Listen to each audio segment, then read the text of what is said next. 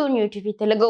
మోహన్ బాబు యూనివర్సిటీపై వస్తున్న అధిక ఫీజుల వసూల ఆరోపణలో నిజం లేదని సినీ నటుడు మంచు విష్ణు స్పష్టం చేశారు.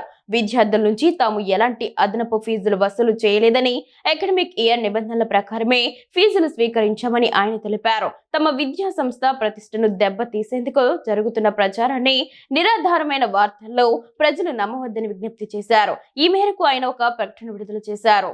అయితే మంచు విష్ణు వివరణకు పూర్తి భిన్నంగా ఉన్నత విద్యా కమిషన్ నివేదిక ఉండడం గమనార్హం.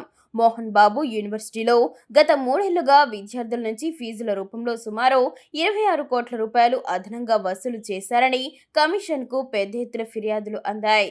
ఈ అంశంపై లోతుగా విచారణ చేపట్టిన కమిషన్ ఆరోపణలు వాస్తవమేనని నిర్ధారించింది. ఈ నేపథ్యంలో నిబంధనలను ఉల్లంఘించినందుకు గాను యూనివర్సిటీకి 15 లక్షల రూపాయలు జరిమానా విధిస్తూ ఉన్నత విద్యా కమిషన్ నిర్ణయం తీసుకుంది.